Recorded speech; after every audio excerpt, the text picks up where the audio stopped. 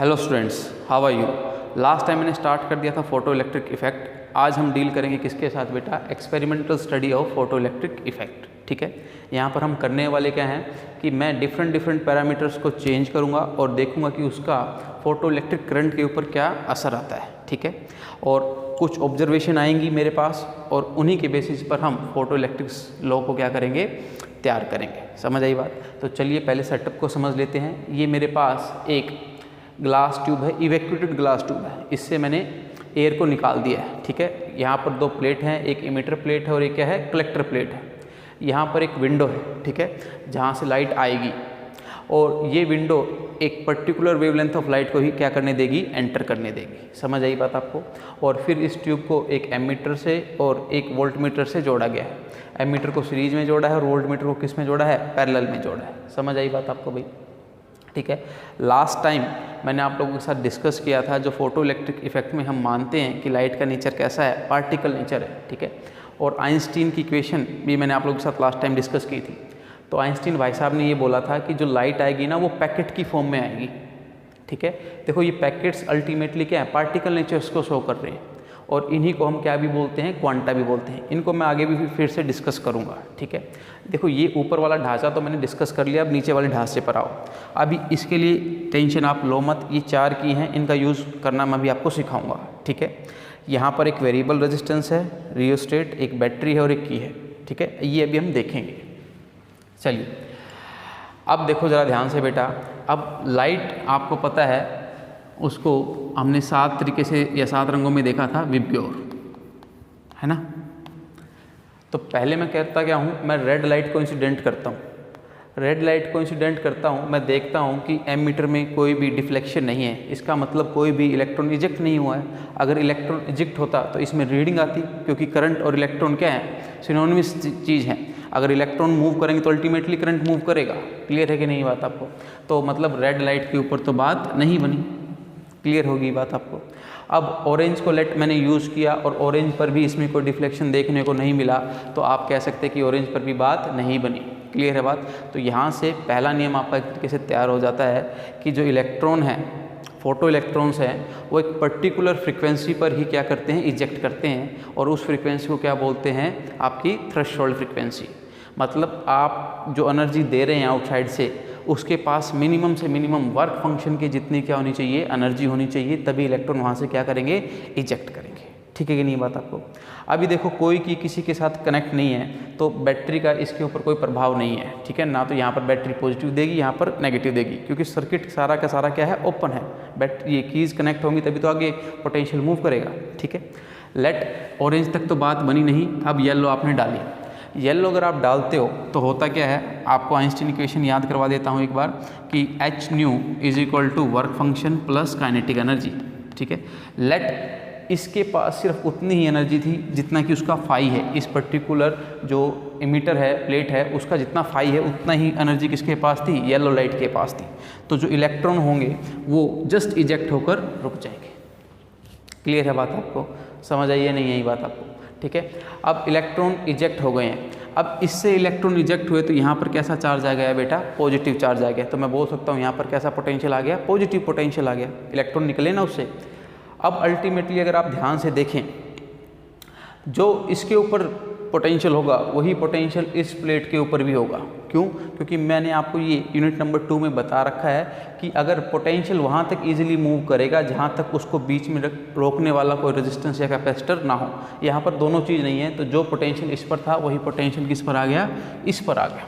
ठीक है, अब इलेक्ट्रॉन थे, ठीक है, अब उनको दिखेगा क्या, पॉजिटिव चार्ज, तो वो उसकी तरफ क्या होंगे, एक्सेलरेट होंगे। ठीक है, और यहाँ पर हल्का फुल्का करंट आपको देखने को मिलेगा। ठीक है, लेट अब आपने येलो से मूव कर दिया ग्रीन पर। अब ग्रीन के पास जो एनर्जी है वो फाई से ज़्यादा है, तो इलेक्ट्रॉन के पास थोड़ी सी क्या होगी, काइनेटिक एनर्जी होगी। तो इलेक्ट्रॉन अब यहाँ पर मूव करेंगे तेज़ी से। क्लियर है कि नहीं बात आपको। और यहाँ पर आपको रीडिंग देखने को मिलेगी, आपकी सुटेबल रीडिंग आएगी। ठीक है कि नहीं बात आपको। इतनी बात क्लियर हुई। अब पहला नियम तो आपको क्लियर हो गया है कि आपके पास मिनिमम क्या होनी चाहिए, थ्रेशोल्ड फ्रीक्वेंसी होनी चाहिए। पहला नियम आ गया आपके पास किसका, फोटो इलेक्ट्रिक इफेक्ट का, थ्रेशोल्ड फ्रीक्वेंसी। ये मैं लिख लेता हूँ, थ्रेशोल्ड फ्रीक्वेंसी होनी चाहिए जब भी आपके इलेक्ट्रॉन्स निकलेंगे। इसका ग्राफ देखेंगे अभी थोड़ी देर में। दूसरा नियम की अब मैं बात करने वाला हूँ, देखना ज़रा ध्यान से। अब बेटा ध्यान से सुनो, यहाँ पर दो वर्ड ये बार बार यूज होंगे कि फ्रीक्वेंसी को चेंज कर दिया लाइट की और इंटेंसिटी को चेंज कर दिया। ध्यान से सुनना, दो वर्ड बार बार यूज होंगे। एक तो मैं बोलूँगा कि फ्रीक्वेंसी चेंज कर रहा हूँ और एक बोलूँगा इंटेंसिटी चेंज कर रहा हूँ लाइट की। फ्रीक्वेंसी चेंज करने का मतलब है लाइट का कलर बदलना, ठीक है। अभी जैसे ग्रीन पर हैं, अभी नेक्स्ट फ्रीक्वेंसी चेंज करी तो मतलब कहाँ पर चला गया, ब्लू पर चला गया, ठीक है कि नहीं बात। फ्रीक्वेंसी चेंज मतलब जो लाइट के पास एनर्जी है h nu is equal to 5 plus kinetic energy. Frequency change मतलब ये एनर्जी चेंज है ना, ऊपर इसकी पास फ्रीक्वेंसी क्या है, मैक्सिमम है। क्लियर है बात आपको। अब आप समझो फ्रीक्वेंसी चेंज तो ये चीज़ बढ़ेगी और ये फिक्स है तो अल्टीमेटली क्या बढ़ेगी, काइनेटिक एनर्जी बढ़ेगी। समझ आई बात आपको। फ्रीक्वेंसी चेंज करते हैं हम लाइट की तो ये तो फिक्स है, तो अल्टीमेटली मान लो ये 10 है पहले और ये 8 है तो ये 2 होगा। अगर फ्रीक्वेंसी चेंज कर दी, लेट ये 14 हो गया, ये तो फिक्स है बेटा 8 ही रहेगा, तो अल्टीमेटली 6 क्या हो जाएगी, काइनेटिक एनर्जी हो जाएगी। समझ आई बात आपको। तो फ्रीक्वेंसी चेंज का मतलब आपका क्या, आपकी काइनेटिक एनर्जी चेंज, ठीक है। अब दूसरी बात क्या होता है, इंटेंसिटी। इंटेंसिटी का मतलब है number of photons per second जो इस प्लेट पर पड़ रहे हैं उनको इंक्रीज कर देना। इंटेंसिटी का मतलब होता है जितने नंबर ऑफ फोटॉन्स इस प्लेट पर पड़ रहे हैं उसको क्या कर देना, इंक्रीज कर देना। समझ आई बात आपको। अब देखो क्या करने वाला हूँ मैं, यहाँ तक आपको क्लियर हो गया कि पहले आपने क्या किया था कि कोई भी ये नीचे वाला सर्किट तो अभी तक फिल्म में आया ही नहीं है ना, पिक्चर में आया ही नहीं है। आपने इसके ऊपर डाला, इसके ऊपर पॉजिटिव चार्ज और इसके ऊपर भी क्या आ गया, पॉजिटिव चार्ज, और इलेक्ट्रॉन इसकी तरफ भागने लगे और आपको सर्किट में से करंट देखने को मिला, ठीक है कि नहीं बात आपको। अब आप क्या कर रहे हैं कि आप इंटेंसिटी चेंज कर रहे हैं, ठीक है। पहला तो थ्रेशोल्ड फ्रीक्वेंसी वाला नियम मैंने आपको बता दिया है, ठीक है। थ्रेशोल्ड फ्रीक्वेंसी होगी तभी इलेक्ट्रॉन निकलेंगे। अब मैं क्या कर रहा हूँ बेटा जी, इंटेंसिटी चेंज कर रहा हूँ, इंटेंसिटी के साथ काम कर रहा हूँ। अब एक बात सोचो बेटा, इंटेंसिटी का मतलब नंबर ऑफ फोटॉन्स जो इस प्लेट पर पड़ने वाले हैं वो क्या हो जाएंगे, इंक्रीज हो जाएंगे। तो इंक्रीज होंगे तो नंबर ऑफ इलेक्ट्रॉन भी क्या होंगे, इंक्रीज होंगे, और नंबर ऑफ इलेक्ट्रॉन इंक्रीज होंगे तो अल्टीमेटली करंट क्या होगा, इंक्रीज होगा। क्लियर है बात आपको। और यही आपका सेकंड लॉ है कि अगर आप इंटेंसिटी बढ़ाओगे तो फोटो इलेक्ट्रिक करंट क्या होगा, इंक्रीज करेगा। समझ आई बात आपको। फोटो इलेक्ट्रिक करंट क्या करेगा, इंक्रीज करेगा। समझ आई बात। तो अगर इंटेंसिटी इंक्रीज तो फोटो इलेक्ट्रिक करंट भी क्या होगा, इंक्रीज होगा, ठीक है। अब ये इंटेंसिटी क्या किसकी इंक्रीज करी थी बेटा मैंने, मान लो ग्रीन रंग का लाइट आ रही है, अब ग्रीन रंग की ही इंटेंसिटी इंक्रीज की है मैंने।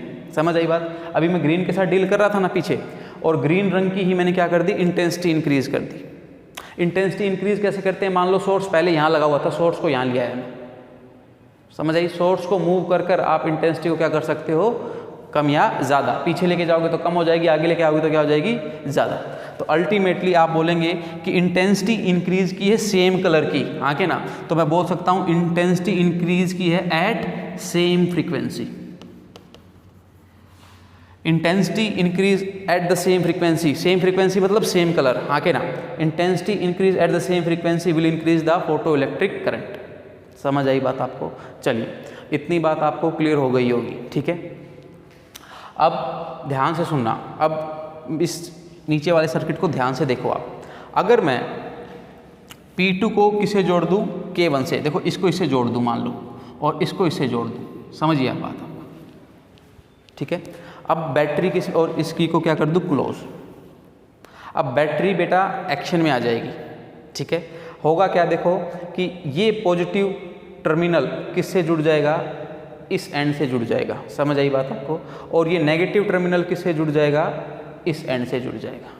अभी मतलब बैटरी आ गई है तो इस पर अल्टीमेटली कितना आ गया, नेगेटिव पोटेंशियल, और इस पर क्या आ गया, पॉजिटिव पोटेंशियल आ गया। समझ आई बात। और अगर अब आप लाइट फेंकेंगे तो जो इससे इलेक्ट्रॉन निकलेंगे तो ये नेगेटिव उस नेगेटिव को क्या करेगा, रिपेल करेगा, और ये पॉजिटिव उस इलेक्ट्रॉन को क्या करेगा, अट्रैक्ट करेगा। क्लियर है बात आपको। ये समझ आई कि आपको जोड़ना। तो यहाँ पर जैसे ही आप जोड़ते हैं तो अल्टीमेटली क्या होता है कि ये रिपेल करने लग जाता है और ये अट्रैक्ट करने लग जाता है। क्लियर है बात आपको। अब देखो बेटा इस बात को समझो आप कि भाई ये जो प्लेट है इमीटर प्लेट और उसके ऊपर फोटॉन्स आ रहे हैं, तो कोई तो इलेक्ट्रॉन सरफेस से निकल रहा है और कोई इलेक्ट्रॉन कहाँ से निकल रहा है, डीप से निकल रहा है। जो सरफेस से निकलेगा तो उसके पास काइनेटिक एनर्जी थोड़ी सी ज़्यादा होगी। क्यों होगी भाई, उसका वर्क फंक्शन इसके अपेक्षा थोड़ा सा कम होगा, ठीक है कि नहीं बात आपको। तो इसके पास मैक्सिमम काइनेटिक एनर्जी होगी और उसके पास क्या होगी, लो काइनेटिक एनर्जी होगी, ठीक है। इनिशियली क्या था, जब बैटरी एक्शन में नहीं थी तो जो सबसे हाईएस्ट काइनेटिक एनर्जी वाले ही यहाँ तक पहुँच पा रहे थे, बाकी नहीं पहुँच पा रहे थे।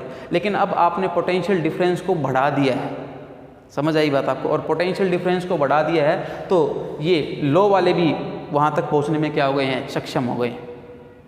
क्लियर है बात आपको। तो अल्टीमेटली अगर मैं ध्यान से देखूं कि जब कोई बैटरी नहीं थी, मतलब इन दोनों के बीच में पोटेंशियल डिफरेंस कितना था, 0, दोनों ही पॉजिटिव पर थे, तो थोड़ा सा करंट था। क्लियर है बात। और ये करंट किसकी वजह से था, जो मैक्सिमम काइनेटिक एनर्जी रख रहा है इलेक्ट्रॉन उसकी वजह से था। लेकिन जैसे ही बैटरी लगाई, मैंने इनके बीच में पोटेंशियल को बढ़ा दिया। अल्टीमेटली आप समझ सकते हो कि नहीं समझ सकते हो। जब मैंने इसको बढ़ाया तो जो कम काइनेटिक एनर्जी वाला इलेक्ट्रॉन भी था वो भी इसकी तरफ अट्रैक्ट होगा, और अट्रैक्ट होगा तो अल्टीमेटली मेरा करंट बढ़ना क्या हो जाएगा, स्टार्ट हो जाएगा। तो इस प्लेट का, कलेक्टर प्लेट के ऊपर अगर आप पॉजिटिव पोटेंशियल डालते हो तो अल्टीमेटली क्या होता है, आपका करंट बढ़ना स्टार्ट होता है, ठीक है। अब इस ग्राफ को ध्यान से देखो कि एक समय तक तो बढ़ता है, लेकिन उस एक पर्टिकुलर समय के बाद आप कितना भी पोटेंशियल बढ़ा लें, करंट क्या हो जाता है, सैचुरेट हो जाता है, करंट फिर नहीं बढ़ता है। देखो जरा ध्यान से, करंट क्या है, सेम है, पोटेंशियल लगातार बढ़ रहा है। ऐसा क्यों हुआ वो मैं समझा रहा हूँ। देखो ये वाली चीज़ आपने फिक्स कर दी है, ठीक है भाई। ग्रीन के लिए एक इंटेंसिटी आपने फिक्स कर दी है, तो होगा क्या कि जब ये फोटोन फिक्स हैं तो नंबर ऑफ इलेक्ट्रॉन्स भी क्या हो गए हैं, फिक्स हो गए हैं भाई। जितने फोटॉन्स होंगे उतने ही इलेक्ट्रॉन्स निकलेंगे मैक्सिमम। क्लियर है कि नहीं बात आपको। अब यहाँ तक तो क्या हो रहा था कि इस पोटेंशियल डिफरेंस के कारण हर इलेक्ट्रॉन जो कितनी भी कम काइनेटिक एनर्जी रख रहा था वो यहाँ पर आ गया, ठीक है।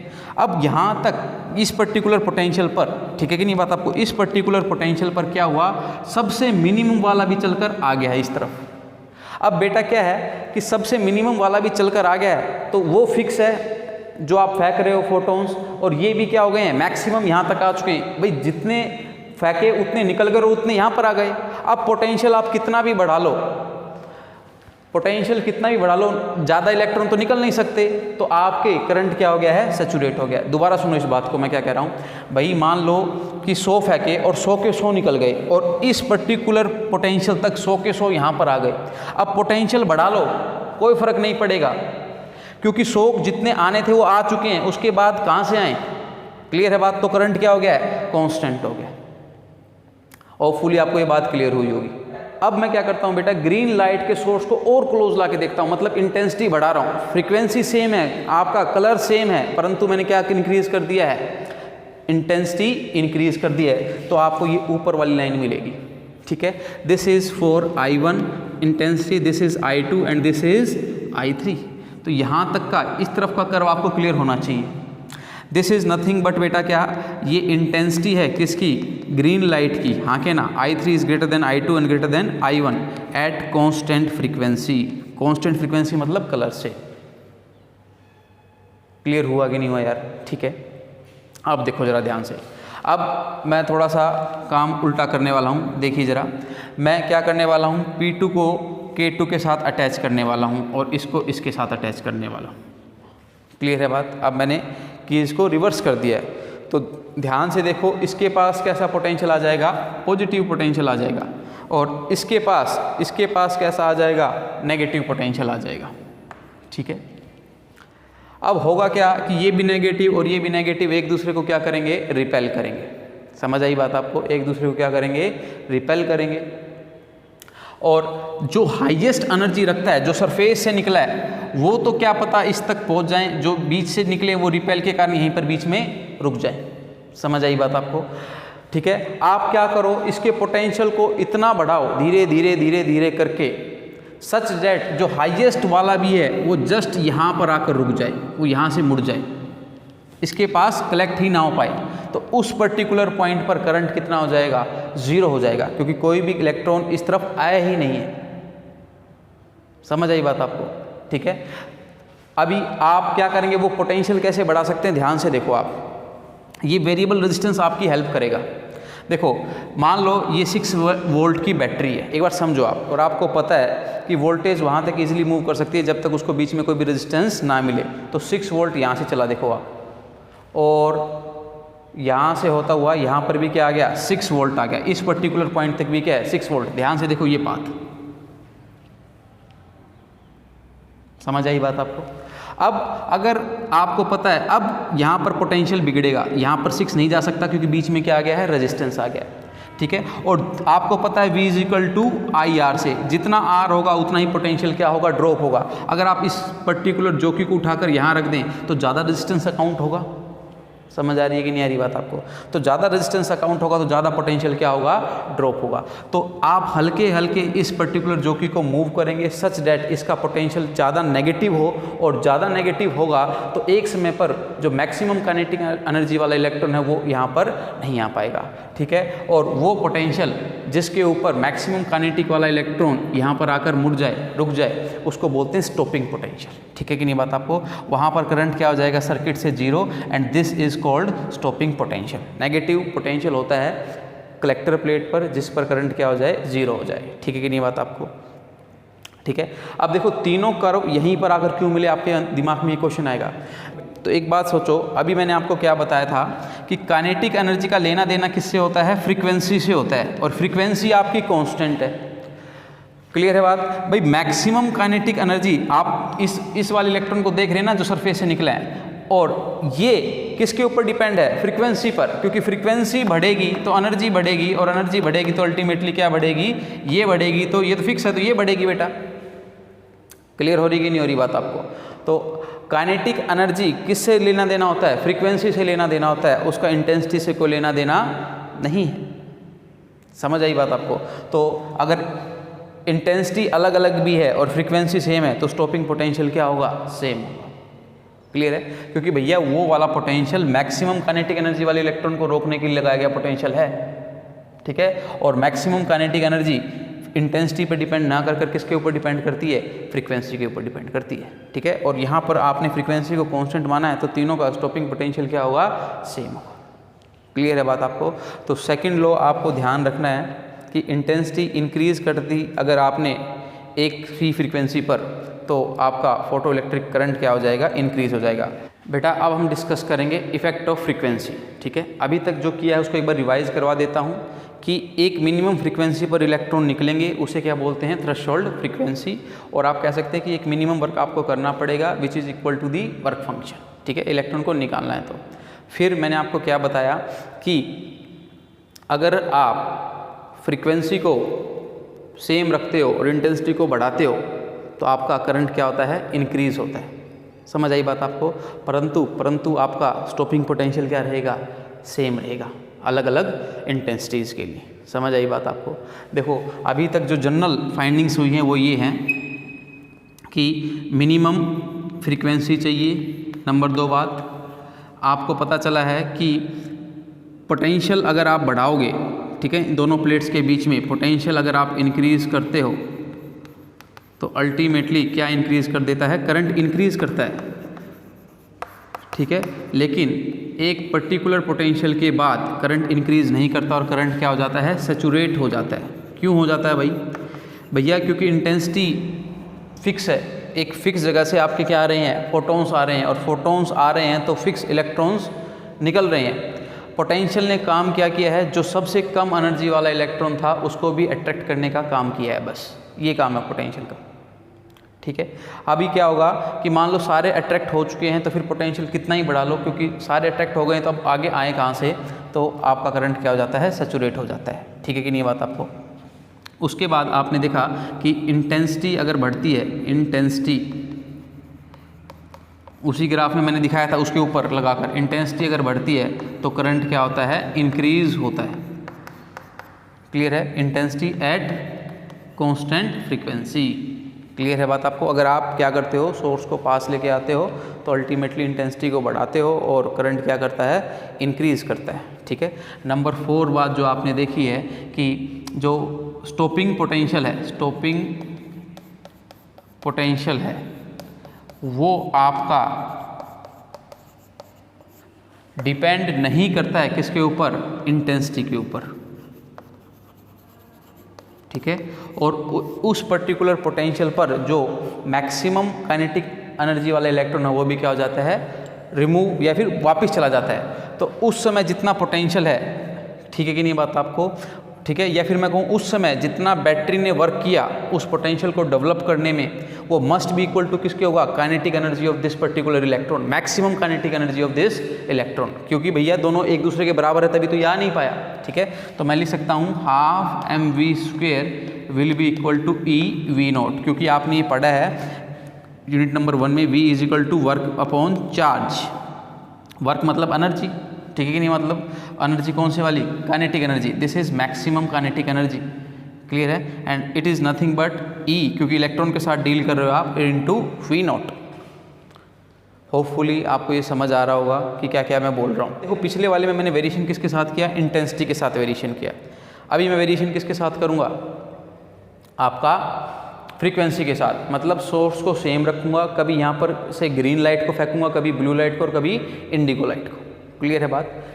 अब आपको पता है, मान लो इनिशियली उनके बीच में पोटेंशियल नहीं था, ये कुछ कनेक्शन नहीं था यहाँ पर, ठीक है, तो करंट कुछ होगा, आपको पता है, जैसे पिछली वाली बात बताई। अब जैसे ही आपने पॉजिटिव पोटेंशियल कर दिया, ठीक है, मतलब ये वाली इसकी को आपस में जोड़ा, तो करंट क्या करेगा, थोड़ा सा इंक्रीज करेगा और अपनी मैक्सिमम वैल्यू को पहुँच जाएगा, और उसके बाद करंट क्या हो जाएगा, सैचुरेट हो जाएगा। This is the effect of potential, clear है। एंड दिस इज, आप बोल सकते हो कौन सी लाइट पर, लेट ग्रीन लाइट पर, मतलब फ्रीक्वेंसी 1 पर, ठीक है। और अब अगर आप उल्टा की को जोड़ें तो एक स्टॉपिंग पोटेंशियल आपको मिलेगा, हाँ के ना, ठीक है। Let this will be V01। ये समझ आई बात आपको। अभी कलर को बदल दिया मैंने, और कलर को बदल दिया और सोर्स को यहीं रखा, मतलब इंटेंसिटी सेम रखी, समझ आई बात आपको। कलर को बदल दिया और ब्लू कलर ले लिया, अब देखो इनिशियली थोड़ा सा हल्का सा करंट मेरे को ज़्यादा मिलता है, ठीक है, जब मैं किसको लेता हूँ, ब्लू कलर को, नेग्लिजिबल करंट, और फिर पोटेंशियल के बढ़ाने से वो भी बढ़ता है और अपनी मैक्सिमम वैल्यू को ले लेता है, ठीक है, समझ आई बात आपको, मैक्सिमम वैल्यू को ले लेता है। और इसका भी सैचुरेशन करंट उतना ही होगा जो कि किसका था, ग्रीन का था। This is for frequency 2। Intensity same है, अगर इंटेंसिटी सेम होगी तो करंट भी क्या होगा, मैक्सिमम करंट भी क्या होगा, सेम होगा। भाई 100 इलेक्ट्रॉन निकल सकते थे दोनों केस में, 100 निकाल लिए, खत्म कहानी। फ्रीक्वेंसी का तो गेम किसके ऊपर चलता है, वश किसके ऊपर चलता है, काइनेटिक एनर्जी के ऊपर चलता है। मतलब इस केस में जो इलेक्ट्रॉन निकला उसकी काइनेटिक एनर्जी कम हो गया एज कम्पेयर टू ब्लू वाले केस से, और जब काइनेटिक एनर्जी ज़्यादा है ब्लू की तो अल्टीमेटली स्टॉपिंग पोटेंशियल भी क्या होगा, ज़्यादा होगा। समझ आई बात आपको। इसी तरीके से मैं तीसरे वाले का भी ग्राफ बना सकता हूँ, कोई इसमें इशू नहीं है। तो this will be the graph of what,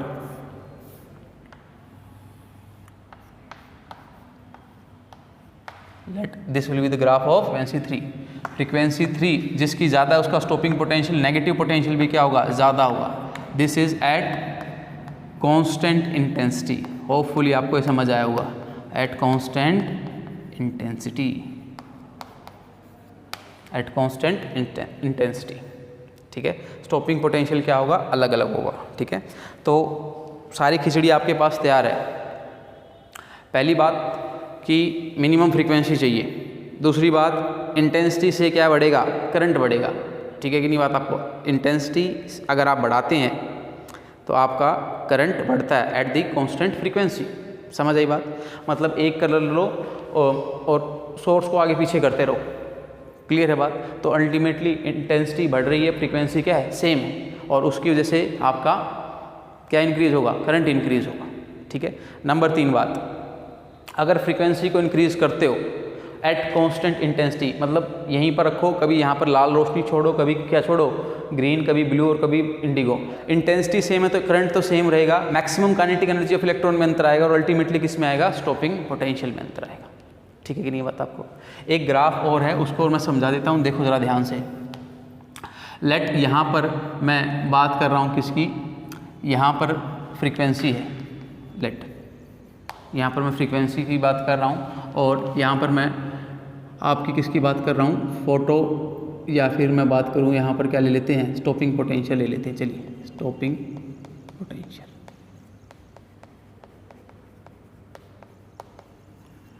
देखिए एक फ्रीक्वेंसी से पहले तो इलेक्ट्रॉन निकलने वाले ही नहीं हैं। This is what word threshold frequency. इस पर्टिकुलर फ्रीक्वेंसी से इलेक्ट्रॉन निकलेंगे। क्लियर है कि नहीं बात आपको? अब इसके बाहर जितना जाओगे उतना ही आपका फ्रीक्वेंसी जितनी ज़्यादा करोगे इसके बियॉन्ड, स्टॉपिंग पोटेंशियल भी उसके क्रॉसपोंडिंग क्या होता जाएगा, ज़्यादा होता जाएगा। समझ आई या नहीं आई बात आपको?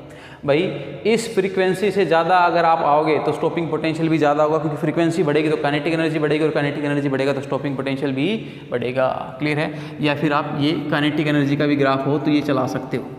फ्रीक्वेंसी बढ़ी तो काइनेटिक एनर्जी बढ़ेगी और काइनेटिक एनर्जी बढ़ेगी तो क्रॉसपोंडिंगली स्टॉपिंग पोटेंशियल बढ़ेगा। This will be your graph. ठीक है, तो अल्टीमेटली अगर मैं बात करूं कि अगर दो लाइनें अगर आपको ऐसी दी जाएं, ठीक है, this is 1 and this is 2, ये एक मेटल 1 के लिए है, लेट ए मेटल के लिए, और ये मेटल बी के लिए ग्राफ है। तो आप बता सकते हैं कि इस पर्टिकुलर मेटल के लिए, बी मेटल के लिए आपका थ्रेशोल्ड फ्रीक्वेंसी की रिक्वायरमेंट ज़्यादा है, मतलब इसका वर्क फंक्शन क्या होगा, ज़्यादा होगा। क्लियर है कि नहीं बात आप? ठीक है, और नंबर 4 बात याद रखना बेटा, ये इंस्टेंटेनियस प्रोसेस है। जैसे ही इसके ऊपर लाइट पड़ी तुरंत इलेक्ट्रॉन क्या होंगे, इजेक्ट होंगे। जैसे ही फोटोन पड़ा तो तुरंत क्या होंगे, इलेक्ट्रॉन इजेक्ट होंगे। ऐसा नहीं है कि पड़ रही है फिर निकल रहा है, ऐसा नहीं है। बहुत कम टाइम गैप होता है, या फिर मैं कहूँ 10⁻⁹ सेकंड के अंदर इलेक्ट्रॉन क्या हो जाते हैं, निकल जाते हैं। क्लियर है कि नहीं बात आपको? समझ आई बात आपको? यहाँ पर टाइम है और यहाँ पर क्या है, इलेक्ट्रॉन जो इजेक्ट हुए। ठीक है कि नहीं बात आपको? तो इतने समय के अंदर इलेक्ट्रॉन क्या हो जाते हैं, निकल जाते हैं। क्लियर हो रही है कि नहीं हो रही बेटा बात आपको? ज़रा ध्यान से देखो इस चीज़ों को और बताएं आप मेरे को। ठीक है, आज इतना ही। कल डिस्कस करेंगे क्या बेटा, कल डिस्कस करेंगे आइंस्टीन की इक्वेशन को। ठीक है, इलेक्ट्रॉन या करंट, यहाँ पर करंट भी आ सकता है। ठीक है, कि भाई करंट कांस्टेंट हो जाएगा, फोटोन उसके ऊपर पड़ रहे हैं तो इलेक्ट्रॉन निकल जाएंगे और करंट कांस्टेंट हो जाएगा। ठीक है, तो कल बात करेंगे किसकी, आइंस्टीन की इक्वेशन की। चारों लॉज आपके पास हैं। No electron below threshold frequency, intensity increase, current increase at the constant frequency, frequency increase, stopping potential और kinetic energy increase at the constant intensity, and fourth one is no time gap. Clear है कि नहीं बात आपको? तो इन चीज़ों को समझिए और कोई डाउट हो तो पूछिए। ठीक है, तो मिलते हैं नेक्स्ट क्लास में, तब तक के लिए thank you and good bye.